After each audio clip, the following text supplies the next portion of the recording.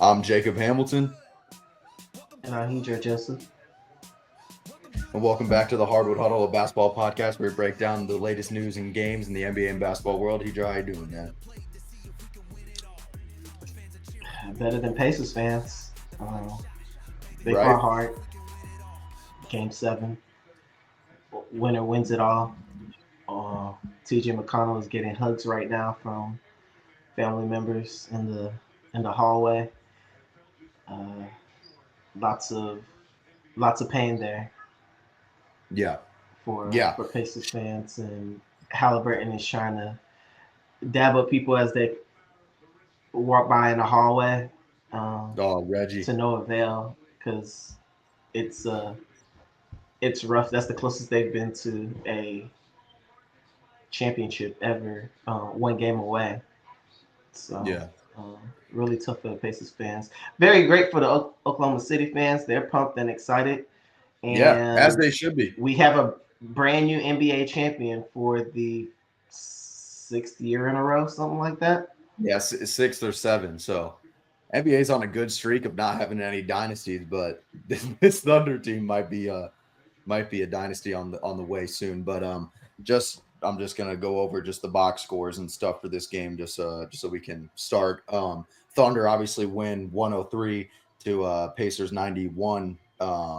For OKC side of things, Shea 29 points, 5 boards, 12 assists, along with 3 stocks. Chet Holmgren with 18 points, 8 boards with 5 blocks. J Dub with 20, Caruso with 10, Kaysen Wallace with 10, Isaiah Hartenstein with 7, Lou Dort with 9. And then for the Pacer side of things, Benedict Mathurin 24, Nemhard 15, Pascal 16, TJ McConnell 16, Neesmith 3, and then sadly Tyrese Halliburton with 9 points only in 7 minutes played before rupturing his Achilles, or if that's the correct wordage for that. Um, opening thoughts about this game. It just ended, so let's hear your opening thoughts. Man, before we get into my opening thoughts, let's relay over to you. You had some gripes about the refereeing in this game 7. Yeah. Go. I think the referees wanted to leave a mark on this game. I think I don't know what is the most amount of fouls called in a game 7 NBA Finals game ever, but I would not surprise me if today was the most. It was truly ridiculous, and I'm very upset about it, especially going into that fourth quarter where the Pacers were down by however many much, right, and then like slowly starting to come back with 5 minutes left in the game, kind of like what we've seen out of the Pacers all playoffs long. Um, and I'm not even mad just for the Pacers, but just for like the Thunder as well. Like a game 7 should not be like this at all. It should not. Everyone should not be able to like get calls like that. That's not how it should work. I have a picture to show here. It's going to be hard to show through the screen, but I don't know if we can see this. But this is Kaysen We Wallace can. starting TJ McConnell. I mean, purely just grabbing onto his arm, and there was no foul called there. And it almost seems like the Thunder defenders, especially Lou Dort, Caruso, and Kaysen Wallace, get away with a lot of things. And obviously, we've been known that. That's information that's not new, obviously. But in a game 7, you think if they're going to call everything like it almost looked like they were doing, call that as well. Call it both sides, call it even, please, because I want to have a game 7 that lives up to the hype. And then the first half of this game 7 was great. I truly enjoyed it. I was obviously very upset that Tyrese went out with the Achilles injury, but the Pacers being able to keep up with them, like having a 1 point lead at halftime, was truly amazing. And then obviously what happened after that. But yeah, the refs were ridiculous, ridiculous. I don't think they should have a mark in this game as much as they really did, and it's embarrassing. And I think the NBA should be embarrassed. And I think the refs need to. I think coming into a game 7, I think Adam Silver needs to tell these refs, let these guys play, because it's true. Like, I know I keep saying it, but it is ridiculous, ridiculous. It should have not been like that at all. I mean, Neesmith opened up the game with 2 early fouls, and he eventually fouled out, I believe, in the fourth. But just Yes, that's craziness, correct. craziness, right? So Yeah, my voice is getting a little bit raspy, and it was only because I was screaming at the top of my lungs for them just to stop calling fouls. Like it was so frustrating to watch. But and I texted you, like, if I hear another whistle, my head might explode. So yeah, those are the gripes that I've had for this game so far. But I'm wondering if the there was so Indiana had to take a lot of timeouts in order to stem some of the runs that Oklahoma City was producing, and yeah, then Oklahoma City lost timeouts via like challenge and different stuff like that, and they're trying to yeah, set up plays at the end of the third quarter. So Oklahoma City couldn't get the ball in with like 7 minutes or 8 minutes to go in the fourth yeah, quarter. Had to something like call that. their last timeout. They were out of timeouts, and Yeah, Indiana was sitting with one timeout. So I'm sitting here thinking that this game is going to snap, snap, snap. The game is going to be decided by the players on the court, all that yeah, stuff. The referees blew that whistle quite a bit, slowing down the gameplay that could yeah. have been just make or miss league type thing. And I Right. saw a lot of missed shots on Oklahoma City side, them getting rebounds after the fact. Um, I guess it would have been nice if the referees would have let them, kind of hash more of that shit out um, Yeah. as opposed to blowing the whistle like that. It's almost like they were trying to give themselves a break Right. instead because they lost all their normal breaks, Yeah. the timeouts that That teams normally the have Thunder before Eagles. the 3 minute mark and all that stuff. Yeah. And yeah, that's what it seemed like to me. And they seemed a But little bit late. A lot of these calls, did they not? They seemed a little bit late, and they were like thought out. Like that maybe that was me overthinking it and just being like, I just a wanted them lot to of them, stop. a lot of them were wrong in real time. I, Yeah. I could see it quite easily. If I'm sure if I was on the court, I could see it quite easily. I used to referee, uh, Yeah. but that's neither here nor there. I guess. Do you want to take it from the Pacers side first or Oklahoma City side, just in terms of Um. um, Let just let going let over let's the overall? hmm. Oklahoma's currently taking the accepting the trophy on behalf of the owner, I guess. Let me pull that up actually because I do want to see the ceremony. I'll just have Yeah, it you here. should be watch. You should be watching all of these. Yeah. Um. So I mean, before we go into it, obviously, like we said, they're now hoisting up the trophy. The Finals MVP hasn't been announced yet, so we don't know. But obviously, when that is Yes, we announced, do know. we do know.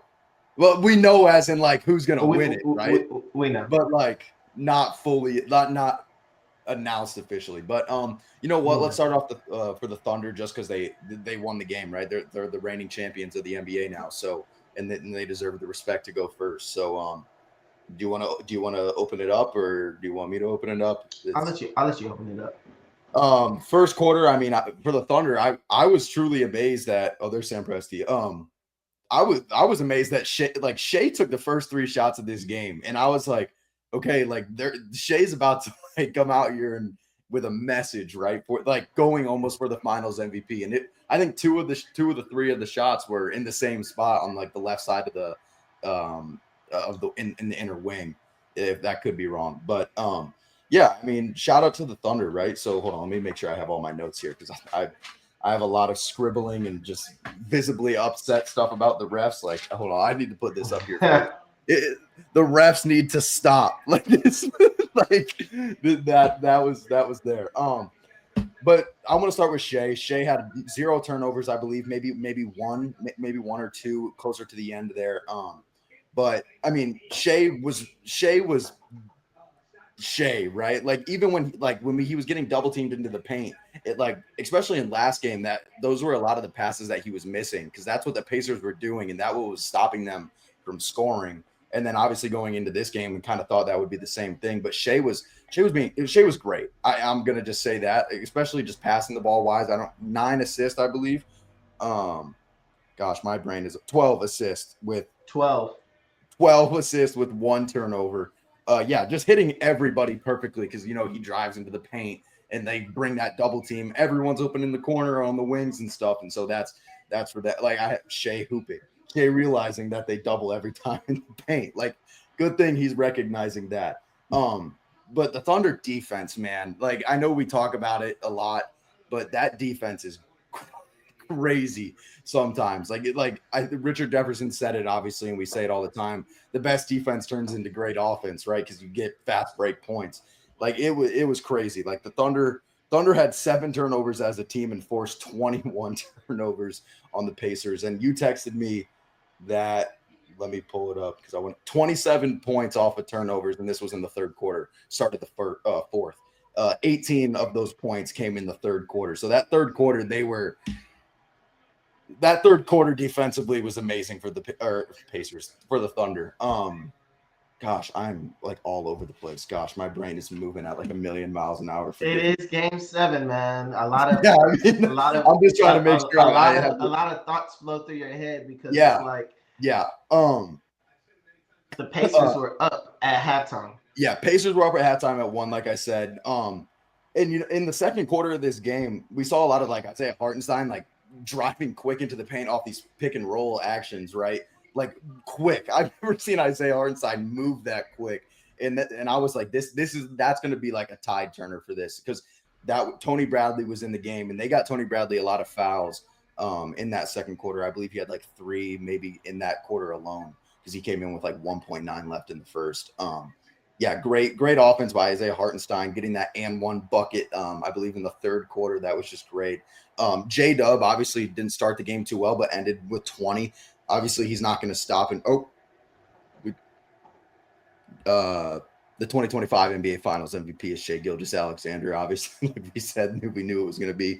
But yeah, J-Dub didn't start the game off great, but obviously he shot 35%, so 7 for 20, 2 for 7 from the 3. But J-Dub still getting to his spots and doing what he wants to do. He's getting foul calls as well. Cason Wallace defensively, even though I said that he gets away with a lot of things, that's not his fault that they get away with a lot of things. That's him being such a great defender. On top of that, Lou Dort, 9 points, like I said, even 2 for 9 from 3, but those 2 threes were, I'm pretty sure one of the threes was at the end of the game. So pretty much 1 for 8. Gosh, my mind is going crazy. Chet was a little more aggressive to start the game early on. I was like, that's going to also be a big tide changer for them as well, because obviously we haven't seen Chet be super aggressive all series, and he's been better or worse for words, right? Like almost like terrible in a sense, especially offensively. Defensively, he does his thing, especially on the perimeter and in the paint, of course. But he started the game off aggressive, and I was like, that's going to be a huge tide turner if he's just going in super aggressive. What are your thoughts on the Thunder in this Game 7?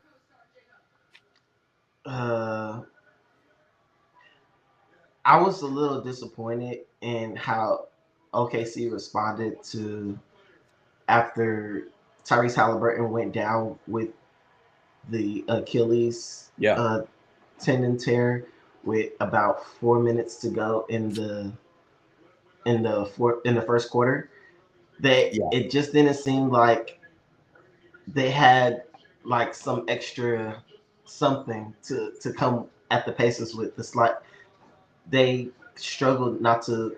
They weren't trying to close them, even though they were still getting turnovers. They were getting plenty of turnovers in the after Tyrese Halliburton was gone, especially from guys like TJ McConnell were giving the ball up quite a bit. Benedict Mathurin. It really threw them for a loop that Tyrese was out of the game, and that amazed me, honestly. But at the same time, it kind of makes sense, because it's like, I mean, they're not game planning for TJ McConnell be like the main ball handler in a Game 7, right? They're game planning for Tyrese to do that, even though with his calf injury before the Achilles. The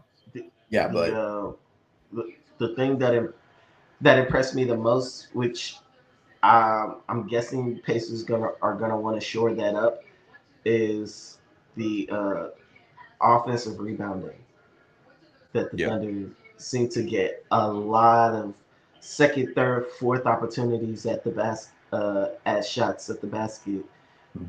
Even though the Pacers were not playing a zone defense, from what I could tell. So it's not like they left it open to chance that one of their teammates was going to get the ball. It was just the Thunder wanted the ball more, especially I guess in that third quarter. It seemed like Chet Holmgren was having a ton of shots at the basket. Um, Yeah. I think I seen Casey Wallace get some rebounds, and Yeah. a lot of other people. Just I can't even name all the names, but the offensive rebounding was special. I think that was what broke the Pacers back per se in that third quarter and made it a difficult home stretch for them. So I give OKC a lot of credit for that. Whatever was said in that halftime, uh, I I guess that's what needs to be said at all times because all of a Yeah. sudden I saw a team that felt like they were in Game 7 of the NBA Finals, like they're they're scrapping and fighting as opposed to what was going on in that first half. I just thought it was kind of a weird first half for a team that went on to win the championship. Yeah. If and we can move on to the Pacers side right now, Yeah. but uh, Tyrese Halliburton started off the game hot as hell. Hot. He was making every shot seemed like from three, from long distances too. And I Yeah. was like, oh, they're gonna have a problem on their hands if this is a tight game, which it looked like it was going to be. Yeah. Heading into the final minutes, it's gonna be something special. Yeah. And unfortunately, Pacers fans, uh, hopefully y'all, hopefully you guys get there again one day because this was a magical run Yeah. and it seemed like the magic was continuing It was. until Tyrese Halliburton succumbed to that injury, and now what your 2026 season is potentially in jeopardy Yeah. Yeah. now, along with uh, Jason Tatum and the Boston Celtics, Damian Lillard and the Milwaukee Yeah. Bucks. Yeah. I think that was their third Third Achilles ACL tear, this by the way. playoffs. 11, Achilles. 11 You say ACL ACL. and Oh, Achilles injury. ACL or Achilles? Or this Oh, total, like the amount of ACL and Achilles injuries that we've had so far this season, I saw uh, like during halftime was 11 players so far this season have dealt with Achilles or ACL. I think the Pacers have three of them. Uh, yeah. So Tyrese, gosh, let me see. I have it right here.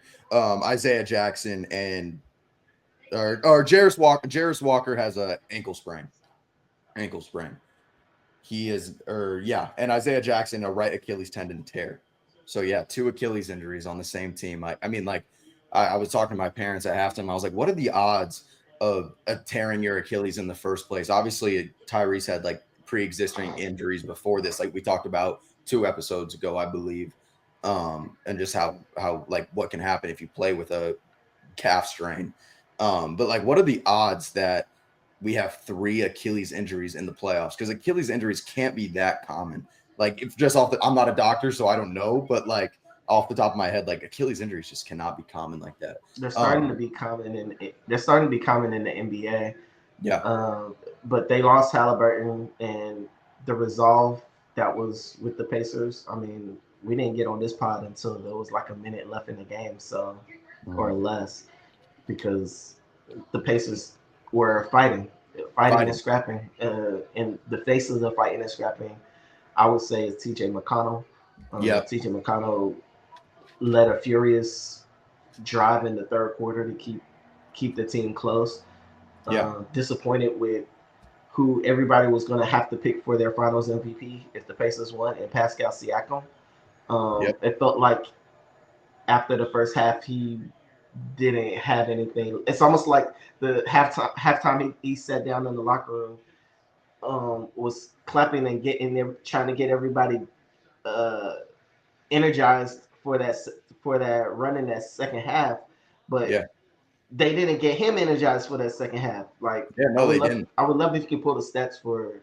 I mean, Yeah. it might be difficult. Probably Um, Siakam's third and fourth quarter I because mean, it felt like he basically no showed after the first half. I really didn't see any visibility. It was all Nemhart and McConnell for almost the entire third quarter. Yeah. on the offensive end. I don't even know if he got any shots up literally until like the fourth quarter For the of first Pascal quarter Siakam. for Pascal Siakam, first quarter he had 7 points, and in the second quarter he had 3, and then in the third quarter he had 3. He only took 2 shots, and then in the fourth quarter 3 points. He took 4 shots, and that's in 10 minutes played. So I think really, that's what I was saying. Like he took like 2 shots and got 3 points in that third quarter when yeah, the Thunder were going on that run. A lot of that is due to turnovers, of course. Uh, Pacers turned the ball over way too much, yeah, yeah, they did. so no attempts at the basket at all. No, no, But the and the the turnover Pacers numbers for the fought. Pacers were 21 turnovers. I think I said that already, but I just wanted to make sure I prefaced that. Dead Yeah, ball review. A dead ball review for the Indiana Pacers will come when you yeah, get back from vacation. yeah. But And great run by the Pacers. seriously, and Oh, and very and exciting. I want to thank I gotta almost like thank the Pacers for it, right? Because it's like the Thunder were the team that like I feel like we expected to come out of the West, right? Like there was that was the team everyone thought, right? And it was expected and it happened, of course. But the Pacers were the one of the last teams I feel like anybody kind of thought that was going to come out of the East, especially with how they started the season, but then they ramped it up in the second half of the regular season and it brought it into the playoffs. Yeah, so thank you to the Pacers because that was I've enjoyed this playoff so much just by watching them. So I just gotta make sure I thank him for that. But yeah, TJ McConnell had 12 points in the third quarter. He's missed 1 shot, took no threes. It was all points in the paint, like doing the Nash dribble under the basket, scoring on Isaiah Hartenstein and Chet, just like at ease. Like it was crazy. Like I was like, oh my gosh, like no way this is what TJ McConnell is doing. And obviously had a good game last game as well. So he brought it in and left it all out in the court like how he should have. And in the fourth quarter, 0 points as well, and in the first quarter, 0 points. But he had 4 points in the second, so he I, ramped it I, up in the second and the third. I got a question for you. You put an asterisk on this championship for the No, Thunder? Yes or no? no, Why? no. Injuries happen. I think we talked about this last episode. Injuries happen, and no one can predict that. Um, I think if Tyrese were to have played, I think the outcome of this game might have been a lot different. I think we would have been crowning a different NBA champion.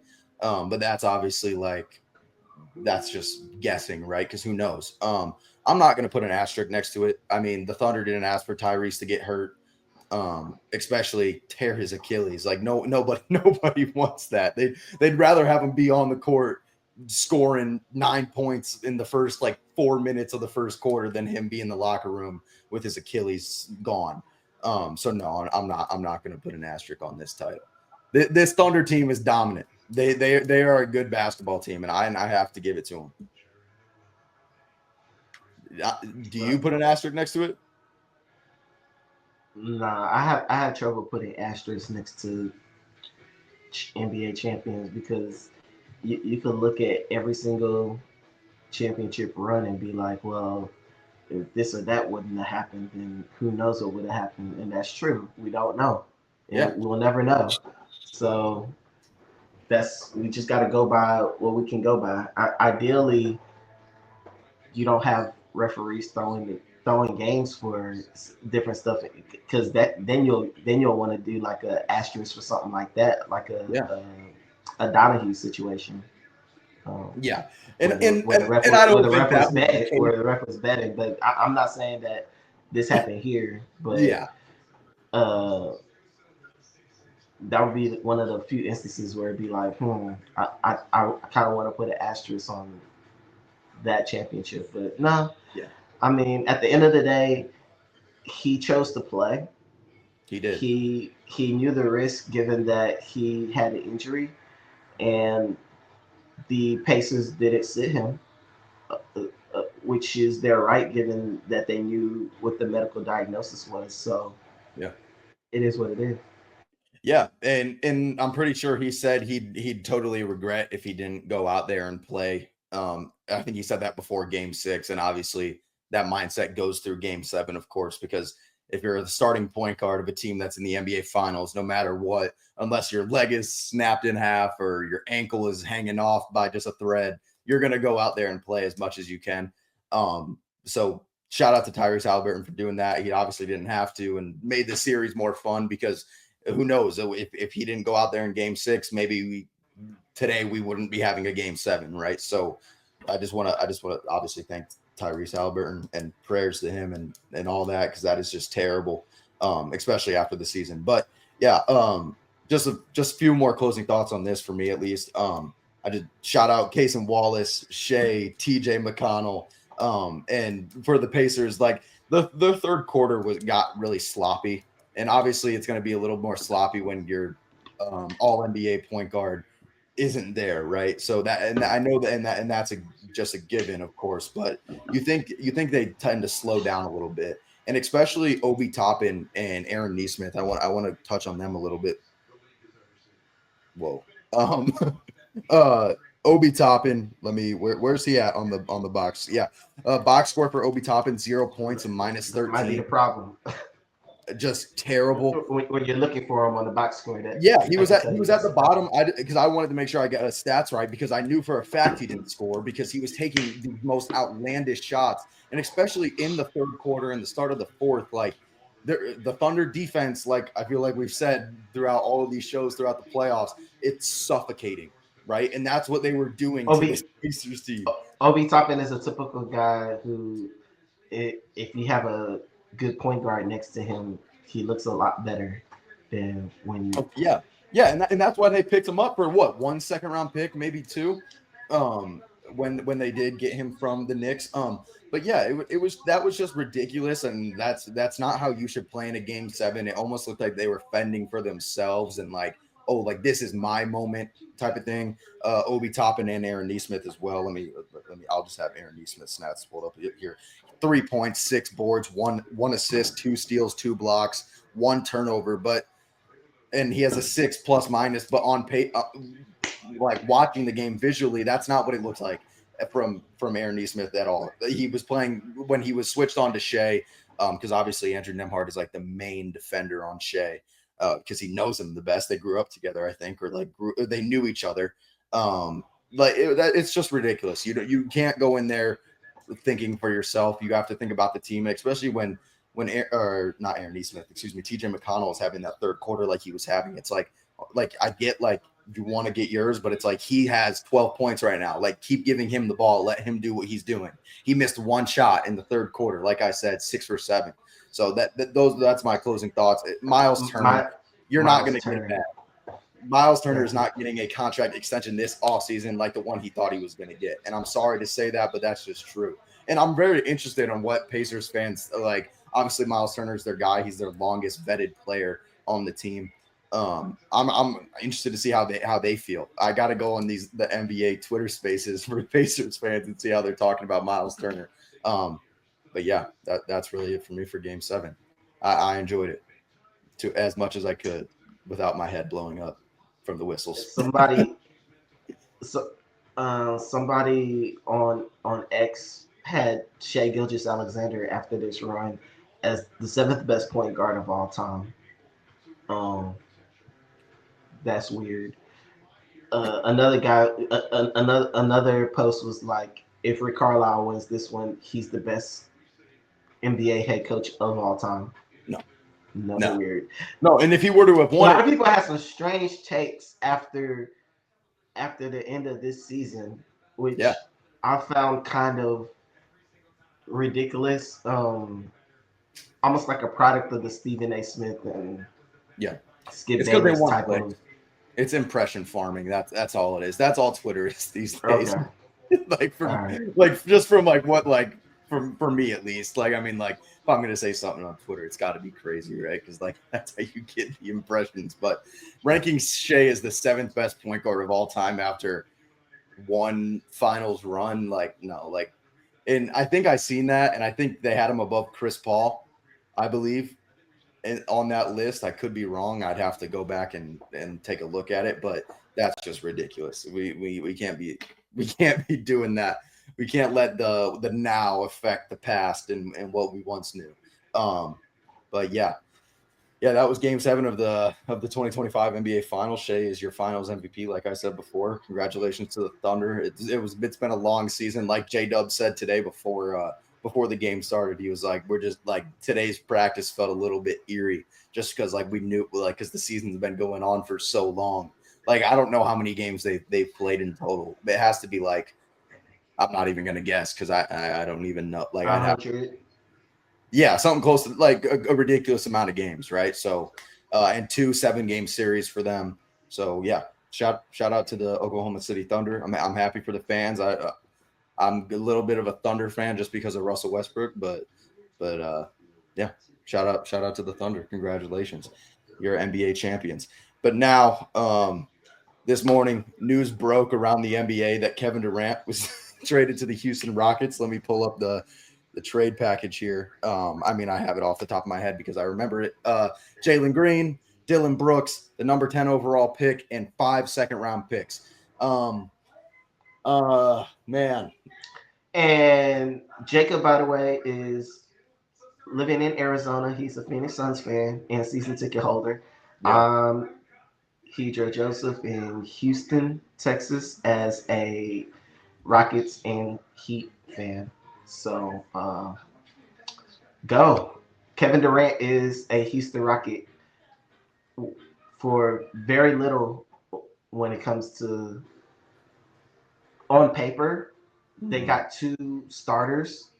Yeah. And a lottery pick from the second best team in the Western Conference. Yeah. But For that was a our guy that pick. was on We the got our last pick on the back. last for a guy that was on the last year of his contract. How do you feel?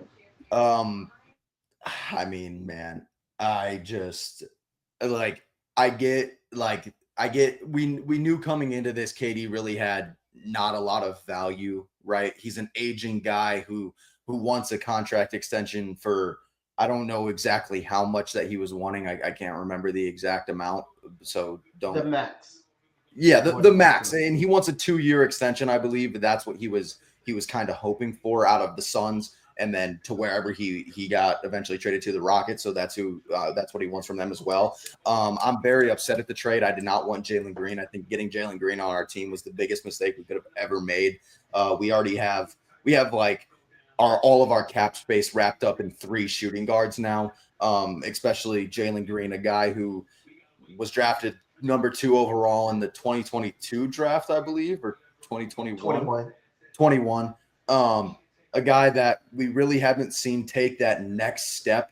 He's only 23 years old, so he's 23 or 24, so he's on the younger side of things, and obviously that can turn around. But just off the stuff that I've seen out of Jalen Green, and especially like ESPN when the trade was announced, calling him a prolific scorer. Like, did you only watch basketball in March? Like it was Jalen Green was a prolific scorer in March. Like go look at these. Like you're a Rockets fan. Like like go look at the playoffs. Like I had a tweet pulled. I tweeted it out. Let me pull it up because I have the screenshot. Um, in the last 5 games of the playoffs, 8 points, 12 points, 11, 8, 9. That doesn't seem like a prolific score to me at all. That seems like the Suns really just got bossed around by the Houston Rockets. So congratulations to your Rockets, by the way, on getting Kevin Durant. I was super excited when KD went to the Suns, and I'm excited to watch the Rockets next year. I'm still rooting for Kevin Durant. I wouldn't have gone, but not because I hate him, just because I just want the Suns to blow it up. Obviously, in getting Dylan Brooks back, a guy that's a very controversial player. I mean, I don't really care if he's controversial. It's basketball. He's probably a great person off the court, so I'm not going to blame. I'm not going to act like I know if he's a truly bad guy or not. He's just a dirty player, but Draymond is, and he's probably a nice guy off the court as well. I think we totally got fleeced. I think we should have got at least Jabari Smith in the deal. And now you have KD and Jabari Smith that are more than likely going to be starting together. So he's going to get to learn under Kevin Durant. But just for the Sun side of things, terrible, terrible. Don't want Jalen Green. I hope he's rerouted. The trade is official July 6th. So hopefully we can maybe get the Nets in this trade as well to send him there for Claxton, get Nick Claxton to the Suns because those contracts match up. Oh, excuse me, match up. But who knows what the Nets are going to do in the draft. Yeah, but ridiculous. I think it was a fleece. What are we going to do with 5 second-round picks? Apparently the Suns were offered one more first round pick or 5 seconds, and we decided to take 5 seconds.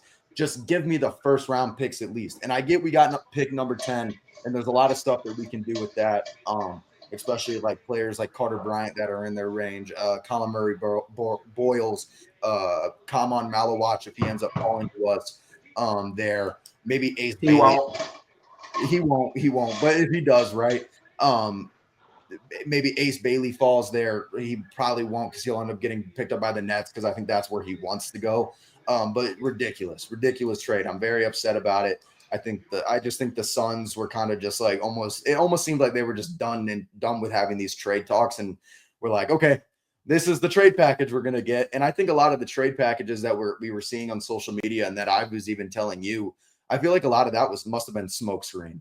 And a lot of like that was the Suns wanting people to put that information out there so that these other teams would see it and think that there's an actual competition going on when in reality there wasn't. And it's not like we were going to get a better trade package from Miami in the first place because they weren't going to include Kalel Ware, Hami Jaquez, Nikola Jovic, Haywood Highsmith, or the 20th overall pick. Like, I don't know what the Heat were thinking that they were going to get for Kevin Durant, but that whatever they were going to give up was not going to get it.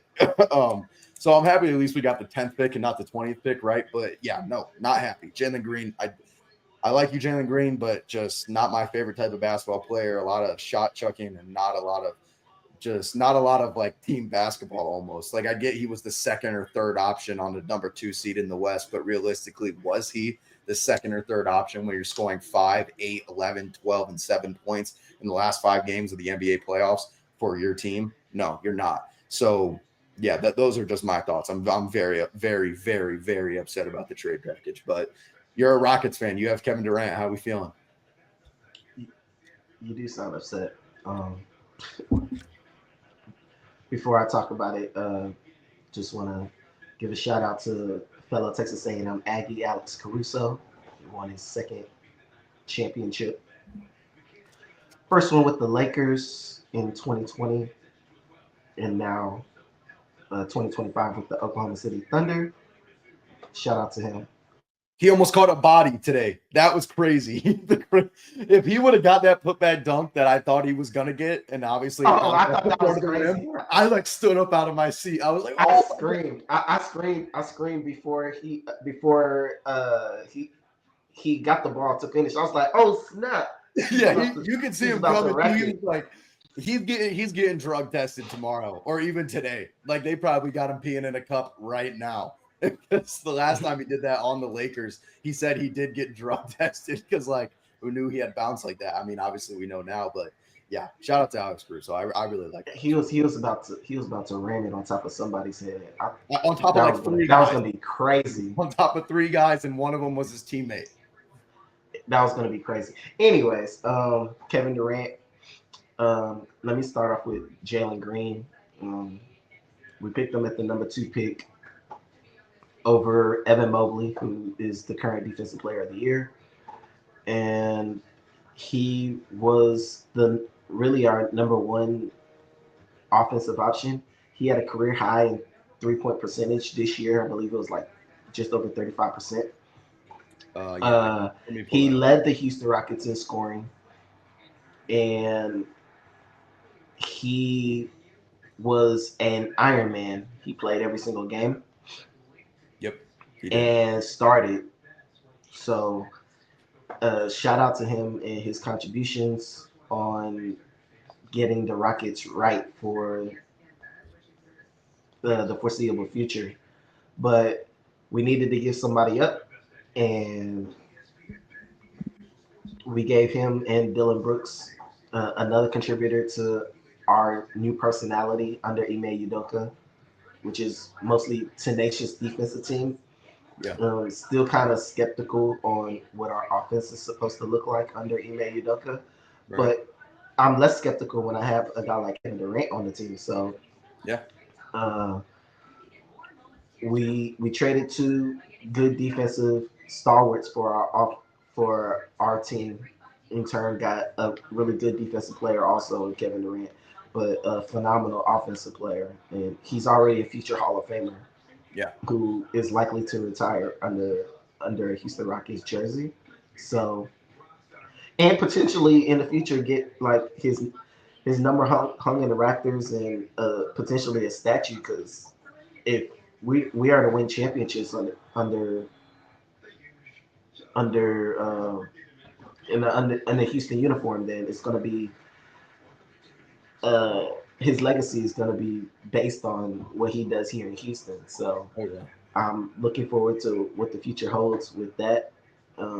Shout out to Raphael Stone, the general manager of the Houston Rockets, for being able to block out the noise and get a guy of KD's caliber and still maintain basically all of your young players Yeah. Yeah. and most of the draft capital that you're going to use in the future. We didn't intend on using the number 10 pick anyway, so Yeah. we're going to end up trading that regardless. And we ended up getting a future Hall of Famer out of it. So uh, I'm pre- I'm looking forward to competing against Oklahoma City Thunder next year. And what we're going to do for that, we're just going to have to we're going to plug in Amen Thompson as a starter to replace the Jalen Green miss. Yep. And what you're getting from Jalen Green, you're getting a guy who's willing to work. You're getting a guy who's really good on the defensive end, uh, really solid. I think that if you were to reroute him, it's going to be difficult because, as far as I can tell, y'all are still over the second apron. We are. So when you trade him, you're going to have to get back like salary in return, Mhm. and it's hard to get a guy that's durable and can play a lot of heavy minutes and still show up for 82 games as a replacement for Jalen Green. So as much as you hate him, y'all gonna need him I if don't. you No. No. want. No. No. No. No. No. No. No. I don't. I don't hate Jalen Green. I do not hate Okay. Jalen Green. I don't. I don't. Hate, I don't know him. I can't hate him. But like as a basketball player, not my favorite type of player. Right. So I just wanted to make sure that's clear. I do not hate Jalen Green. If I said that, I revoke that statement. There's a so I'm deep in the Rockets community. There, a lot of people are split on what Jalen Green is to the team.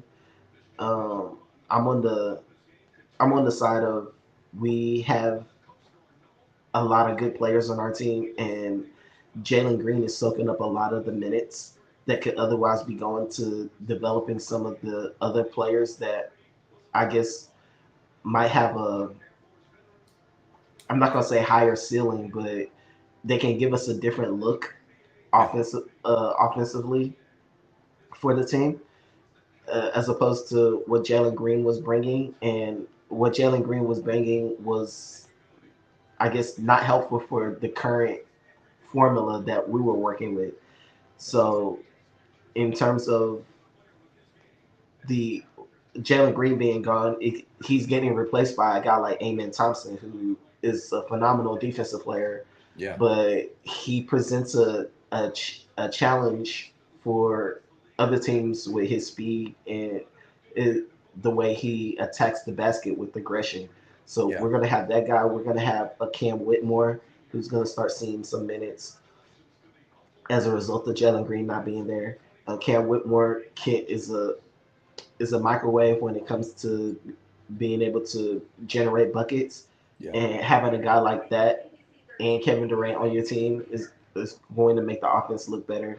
And then you got Reed Shepard, who a lot of people argued were a lot of people who knew the Rockets roster, familiar with the Rockets roster, and the inner workings of the Rockets, believe that he's actually the best offensive player on the team before Kevin Durant was Of on course. there. So Of course. so we're looking to see what Reed Shepherd and Cam Whitmore can bring with Yeah. with more minutes available to them. Yeah, no. I obviously like I'm a Suns fan. All my friends are Suns fans, so I've had conversations about this. And like I said, I still love Kevin Durant. He's my favorite actor, maybe first or second favorite active. It's between him and Luca. Like they flip flop. It just depends on the day. But yeah, no, I'm excited for your team. Like Fred VanVleet, right? A guy that can come back on a team friendly deal. Fred, Amen, KD, Jabari, Alfred Sengun, Reed All Shepherd, star. Cam Whitmore, Tari Eason, like, damn, man, we couldn't even get Reed Love it. Shepherd or Cam Whitmore. Like, what are we doing? Like, oh my god, dude! Like that, like I woke up to that trade and just saw that it was just Jalen Green and Dylan Brooks in 5 seconds. I'd rather take no And seconds number and 10. Cam Whitmore. Say it again. And the number 10 overall pick. And the number 10 overall pick, which obviously that's the pick. Like out of all the picks that were on the table there, obviously that's the pick I wanted the most because I want the Suns to get younger. Which we'll have to do. We'll have to do a dead ball review on the Suns when I get back, and obviously the draft will be passed by that time. So we'll know who they drafted and all this and that. But yeah, Hear me out. Hear me out. Phoenix defense was what ranked last year. They were pretty awful. terrible. They got two great defensive players from the Yeah. number 2 overall seed in their conference. So you can essentially say you added 2 starters. You got Devin Booker, who's also a tremendous player. Yeah. And now you got the number 10 overall pick, which maybe you can package with another player to kind of move up in the draft Yeah.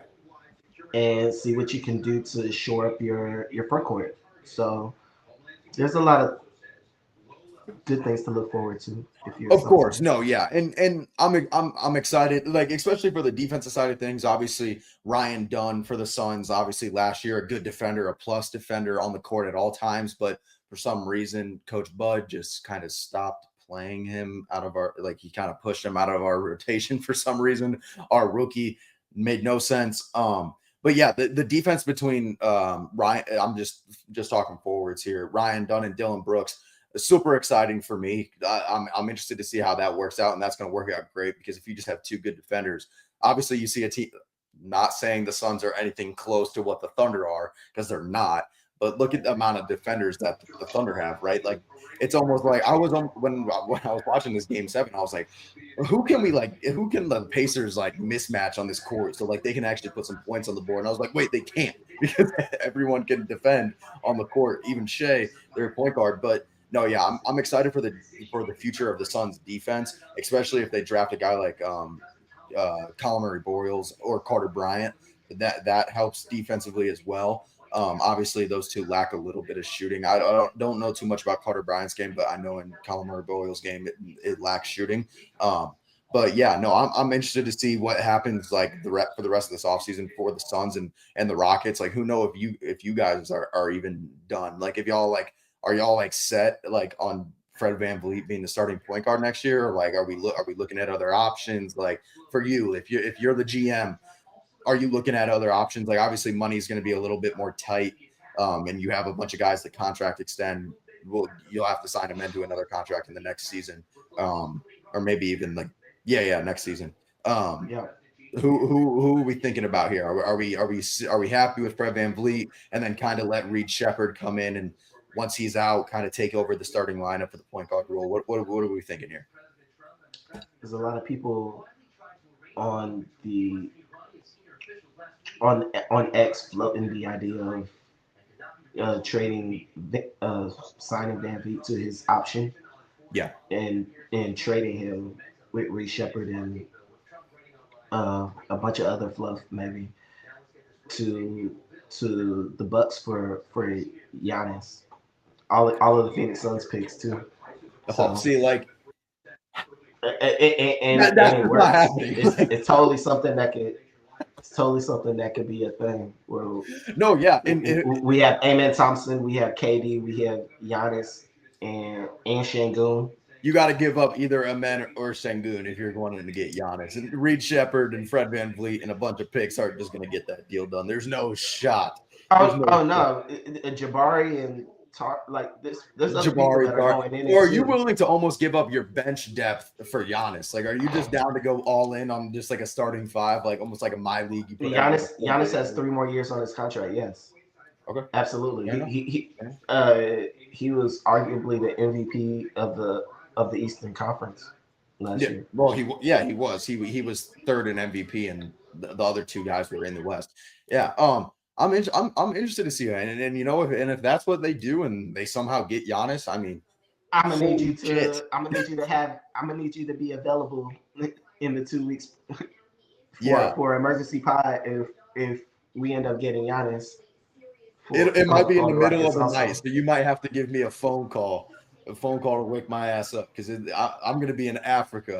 I think there's going to be a sliver of time where like I'll be awake. I told you at least just videotape your Oh, of course. takes or Yeah, yeah, whatever, and at the time, and then we could just run those yeah. for future pods. We just do our thing like that, and We, because the NBA just keeps going, just yeah, the keeps going. NBA ain't pausing for me We can't being take gone. vacations.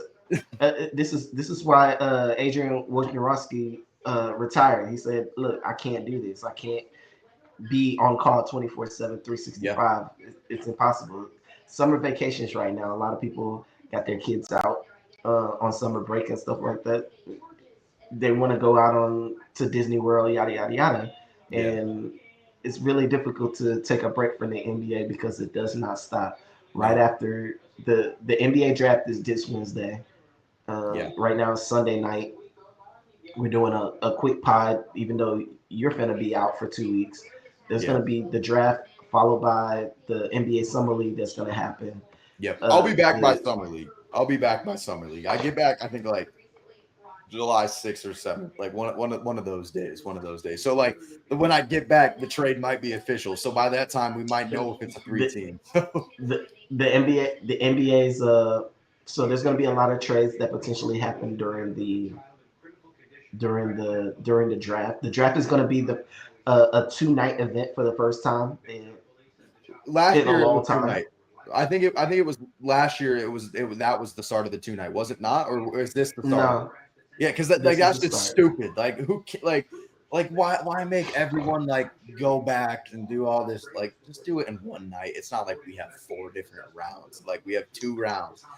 It's 2 rounds. They're gonna try to mimic the NFL and where they have the first round um, as one day, and then the second round as another day.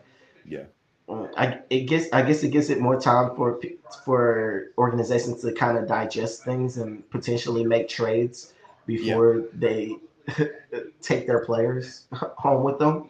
So it's interesting to see what the dynamic might shift from there. But uh, you know, taking vacations is really difficult as when it comes to the yeah. NBA. You can't take any NBA time off. doesn't sleep, man. It does not sleep at all.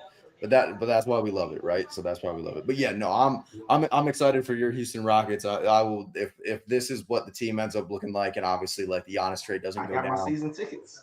they're going to be my number one league pass team, maybe number two next to the Spurs.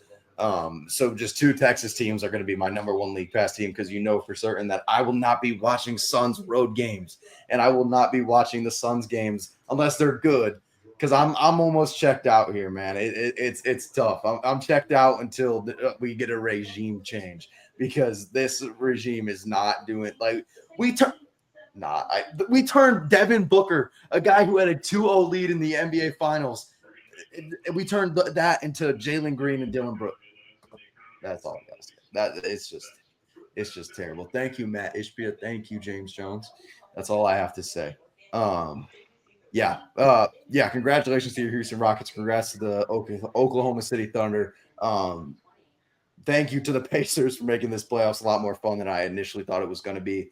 And obviously, next year's playoffs are probably going to be just as fun because it looks like the East is going to be very wide open. And who knows if this Rocket team turns into like a crazy team and matches up against the Thunder well. But I guess we'll just have to wait and see for that. But where can they find you?